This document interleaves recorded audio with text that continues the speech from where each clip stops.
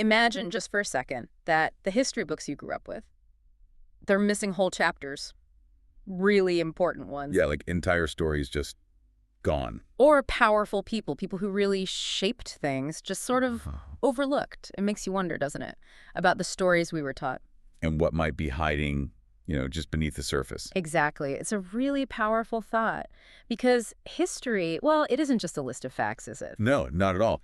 It's also about who got to tell the story, whose version became the version. And whose contributions got pushed to the side. And unfortunately, women's contributions, they often seem to fade first, or maybe they never even really make it into that main story to begin with. Right, and that idea of prioritized stories, that's exactly what we want to dig into today. This deep dive, it's all about trying to reclaim some of those lost narratives.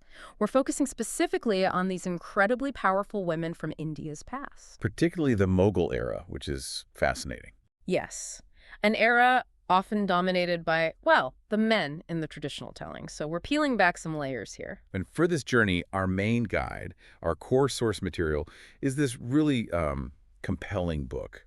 It's called Badass Begums, Unveiling India's Forgotten Queens. Oh, great title. Isn't it? It's by Anoushka Jain. And Begums, that term refers to these, powerful royal women in the Mughal context. Okay. We've also looked at some related articles and interviews with her to get a fuller picture.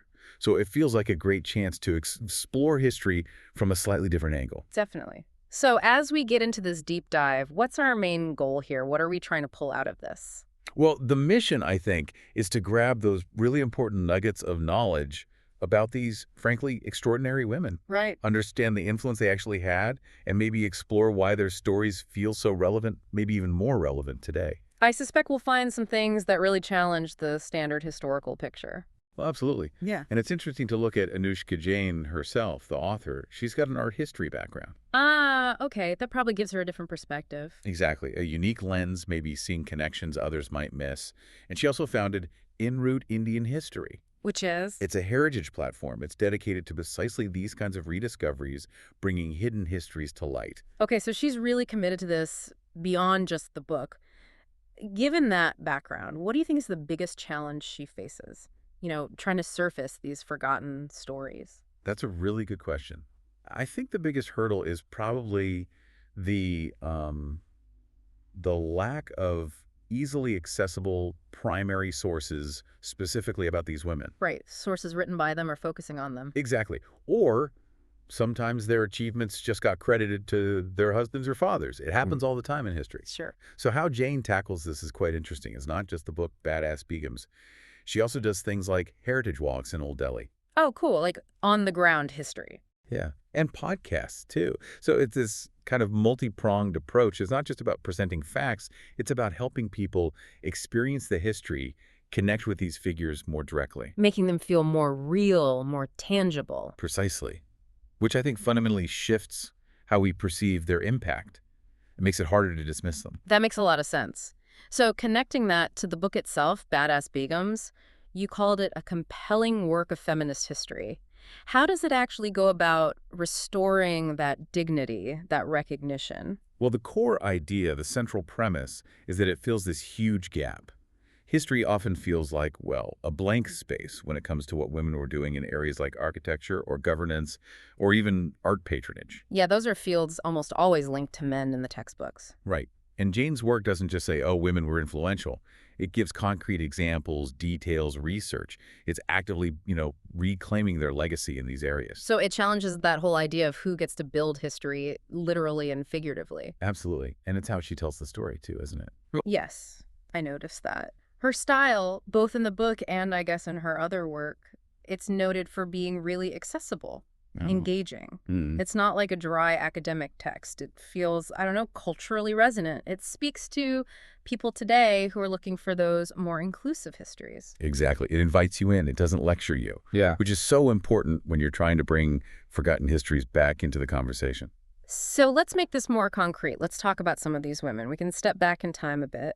Jahanara Begum, for example. Ah, Jahanara. Yeah. She wasn't just, a princess. The book describes her as politically astute, really influential. What stands out about her, especially, I think, with urban design? Jahanara's story is fascinating because she wasn't just a patron, like commissioning art. She was actively involved in urban planning. Her role in shaping Chandni Chowk. Which is a huge, famous part of Old Delhi. Exactly, one of those iconic areas. Yeah. Knowing she was instrumental in its design isn't just a little trivia point. It shows women having this direct, tangible impact on public spaces, on city life. Wow. So it makes you wonder. It really does. How much urban development, maybe throughout history, was actually guided by female visionaries we just don't know about. That's a powerful thought. Okay, and then there's Qudsia Begum of Bhopal, described as an enigmatic ruler. What was she known for? Qudsia Begum is another remarkable figure. She was the first woman to rule Bhopal, which is significant in itself. Right. And she became renowned not just for her architectural vision, she commissioned some major projects, but also for her governance, her administrative skills. So both the physical shaping of the state and the running of it. Yes. And this was territory, almost exclusively seen as male domain back then. She showed incredible capability in both areas. Proving leadership really wasn't about gender. It really challenges those assumptions. And we definitely have to talk about Razia Sultan. Her story feels incredibly important. Oh, Razia Sultan is monumental, truly path-breaking. Why specifically? What makes her stand out so much, especially in that historical moment? Well, she was Delhi's first and only Muslim woman ruler, ever. The only one. That's incredible. She directly inherited the throne, commanded an empire. This is the 13th century we're talking about. Wow. Her reign, it was relatively brief, but it was marked by her bravery, her leadership apparently even on the battlefield, and her administrative intelligence. So she wasn't just a figurehead. Not at all. And you have to imagine the kind of societal resistance she must have faced. The fact that she ruled at all highlights this extraordinary capacity for female leadership. Even in deeply patriarchal times, she's this singular testament to what was possible. Even if it was ultimately cut short. Right. Even then. So when you put these stories together, Jahanara's planning, Qudzia's governance, Razia's direct rule, it paints a really different picture. It does. It shows these women weren't just on the sidelines. They weren't just wives or daughters of powerful men. They were, as the book title suggests, forces to reckon with in their own right. Absolutely. That's the core takeaway, I think. This consistent pattern of women exerting real, profound influence tells us that the historical landscape was way more complex, more nuanced than the standard narrative suggests. It wasn't just exceptions proving a rule of women being domestic. No. It suggests female agency, female power was always there. Maybe suppressed, maybe deliberately erased later, but present. So Anoushka Jain's work, the book, and everything else, it's like a vital shortcut, isn't it? It really is a shortcut to being well-informed, as you said, about a part of history that's been shockingly overlooked. It forces us to rethink our basic assumptions about power, about leadership, about who gets remembered. Which brings us back to the listener. So you're hearing these incredible stories. What does it all mean for you? Well, hopefully, understanding these badass begums, it's not just about adding a few more names to your history list. Right. It's more than trivia. Whoa! Yeah. It should challenge your assumptions.